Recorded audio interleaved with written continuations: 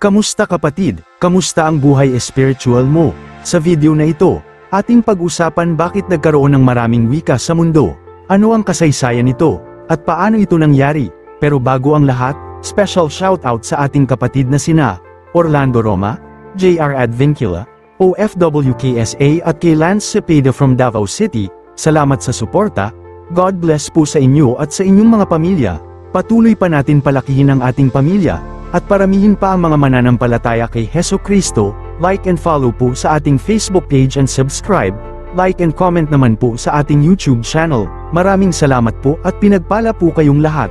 Pumunta na tayo sa ating tema sa video na ito, kung paano nagkaroon ng iba't ibang wika sa mundo. Basahin natin sa Genesis Kapitulo 11 versikulo 1 hanggang 9, sa simula'y iisa ang wika at magkakapareho ang mga salitang ginagamit ng lahat ng tao sa daigdig. Sa kanilang pagpapalipat-lipat sa silangan, nakarating sila sa isang kapatagan sa Shinar at doon na nanirahan. Nagkaisa silang gumawa ng maraming tisa at lutuin itong mabuti para tumibay. Tisa ang ginagamit nilang bato at alkitran ang kanilang semento. Ang sabi nila, "Halika kayo at magtayo tayo ng isang lunsod na may toring abot sa langit upang maging tanyag tayo at huwag nang magkawatak-watak sa daigdig." Bumaba si Yahweh upang tingnan ang lunsod at ang toring itinayo ng mga tao. Sinabi niya, "Ngayon ay nagkakaisa silang lahat at iisa ang kanilang wika." Pasimula pa lamang ito ng mga binabalak nilang gawin. Hindi magtatagal at gagawin nila ang anumang kanilang magustuhan. Ang mabuti bumaba tayo at guluhin ang kanilang wika upang hindi sila magkaintindihan, at ginawa ni Yahweh na ang mga tao ay magkawatak-watak sa buong daigdig. Kaya natigil ang pagtatayo ng lunsod. Babel ang itinawag nila sa lunsod na iyon, sapagkat do'y ginulo ni Yahweh ang wika ng mga tao, at mula roon, nagkawatak-watak ang mga tao sa buong daigdig dahil sa ginawa ni Yahweh. At ganoon ang nangyari. Pagkatapos ng baha, inutusan ng Diyos ang sangkatauhan na magparami at punuin ang mundo. Genesis Kapitulo 9 versikulo 1. Ngunit nagdesisyon ang sangkatauhan na gawin ang salungat dito. Ang sabi nila, "Halika kayo at magtayo tayo ng isang lunsod na may toring abot sa langit upang maging tanyag tayo at huwag nang magkawatak-watak sa daigdig." Genesis Kapitulo 11 versikulo 4. Nagdesisyon ang sangkatauhan na magtayo ng isang malaking syudad at manatili doon. Nagpasya din sila na magtayo ng isang higanteng tore bilang simbolo ng kanilang kapangyarihan, at upang gumawa ng pangalan para sa kanilang sarili. Genesis Kapitulo 11 versikulo 4.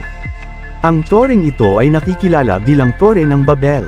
Bilang tugon, ginulo ng Diyos ang wika ng sangkatauhan upang hindi nila magawang makipag-usap sa isa't isa. Genesis Kapitulo 11 versikulo 7. Ang resulta ay nakisama ang mga tao sa iba na ang wika ay kapareho ng kanilang wika at kumalat sila at nanirahan sa iba't ibang panig ng mundo. Genesis Kapitulo 11 versikulo 8 hanggang 9. Ginulo ng Diyos ang wika sa Tore ng Babel upang ipatupad ang kanyang utos na kumalat sila sa buong mundo. May ilang nagtuturo ng Biblia na naniniwala na nilikha ng Diyos ang iba't ibang lahi ng sangkatauhan sa Tore ng Babel. Posible ito, ngunit hindi ito itinuturo sa teksto. Tila mas kapanipaniwala na ang iba't ibang lahi ay naroon na bago pa ang pagtatayo ng Tore ng Babel at ginulo ng Diyos ang kanilang wika base sa kani-kanilang lahi. Mula sa Tore ng Babel, nahati ang sangkatauhan ayon sa kani-kanilang wika, at posibleng ayon sa kanilang lahi, at nanirahan sila sa iba't ibang panig ng mundo. Inilarawan sa Genesis Kapitulo 10 versikulo 5 hanggang 31 ang lahi ni Noe na kumalat sa sanlibutan, sa kanilang lahi at wika, sa kanilang teritoryo at bansa. Paano ito nangyari gayong hindi pa ginugulo ng Diyos ang wika ng sangkatauhan bago itinayo ang Tore ng Babel sa Kabanata 11 ng Genesis? Inilista sa Genesis 10 ang mga lahing nanggaling kay Noe mula sa kanyang tatlong anak na sina Shem, Ham, at Japhet. Inilista din dito ang kanilang lahi sa ilang henerasyon. Dahil sa haba ng kanilang buhay ng panahong iyon, tingnan ang Genesis Kapitulo 11 versikulo 10 hanggang 25, ang talaan ng angkan sa Genesis 10 ay posibleng nasasakop ang may ilang daang taon. Ang salaysay tungkol sa Tore ng Babel na itinala sa Genesis Kapitulo 11 versikulo 1 hanggang 9 ang nagbibigay ng detalye tungkol sa panahon kung kailan ginulo ng Diyos ang wika ng tao. Makikita natin ang iba't ibang wika sa Genesis 10. Ipinapakita naman sa Genesis 11 kung paano nag-umpisa ang iba't ibang wika. Ang tanong ay naiintindihan ba tayo ng Diyos kahit iba't iba ang wika natin? Ang sagot po ay oo, naiintindihan niya tayong lahat. Alam ng Diyos ang lahat ng bagay, unang Juan Kapitulo 3 versikulo 20. Kaya tinawag siyang Omniscient God. Hindi lamang niya nalalaman ang pinakamaliliit na detalye ng ating buhay kundi maging ang lahat ng mga nangyayari sa ating paligid. Nalalaman niya kung ang isang maya ay nahuhulog sa lupa o kung mabunot ang kahit isang hibla ng ating buhok, Mateo Kapitulo 10 versikulo 29 hanggang 30. Hindi lamang niya nalalaman ang lahat ng magaganap sa kasaysayan, Isaias Kapitulo 46 versikulo 9 hanggang 10, kundi kanya ring nalalaman ang ating bawat iniisip. Bago pa man natin iyon sabihin, Awit Kapitulo 139 versikulo 4. Alam niya ang nilalaman ng ating puso, at nakita na niya tayo habang nasa tiyan pa tayo ng ating ina. Awit Kapitulo 139 versikulo 1 hanggang 3 at sa Awit Kapitulo 139 versikulo 15 hanggang 16. Perpektong inihayag ang katotohanan ito ni Solomon ng kanyang sabihin, dinggin mo nga sa langit na iyong tahanang dako, at ikaw ay magpatawad at gumawa.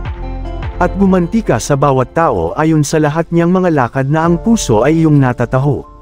Sapagkat ikaw lamang ang nakakataho ng mga puso ng lahat ng mga anak ng mga tao, unang Hari Kapitulo 8 versikulo 39. Sa huli, walang mahirap para sa isang omniscienting Diyos. At ito ang basehan ng ating pananampalataya kaya tayo ay panatag sa Kanya dahil nalalaman natin na hindi Niya bibiguin ang Kanyang mga pangako sa atin habang tayo ay nananatili sa Kanya. Kilala na Niya tayo mula pa noong walang hanggan, bago pa man nilikha ang sanlibutan.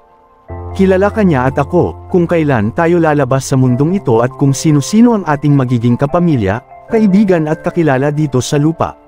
Nakita na rin niya ang ating mga kasalanan at ang kapangitan nito at ang ating kawalan ng kakayahan na makipag-ugnayan sa Kanya.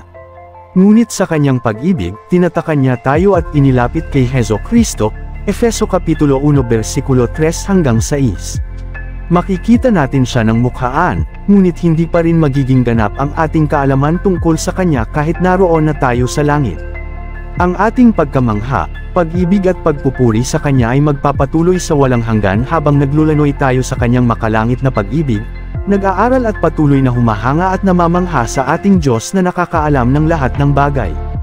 Isa pang tanong, kung nananalangin tayo ng sabay-sabay at iba-iba ang ating wika, kaya ba niyang pakinggan ang lahat ng ating panalangin? Ang sagot po ay oo, kaya niyang pakinggan tayong lahat ng sabay-sabay sa iba't ibang wika. Kaya tinawag siya na Omnipresent God.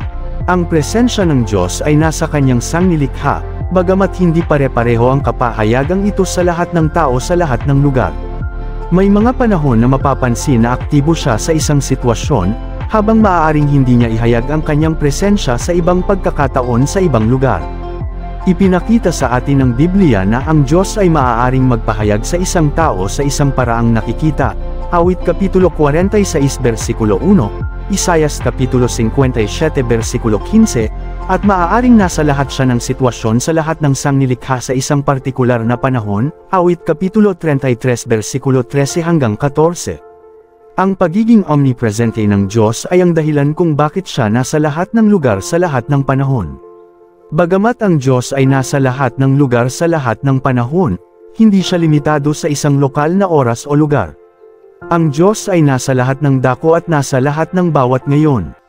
Walang molekula o piraso ng atom ang napakaliit na wala doon ng Diyos o napakalaking galaksi na hindi kayang punan ng presensya ng Diyos.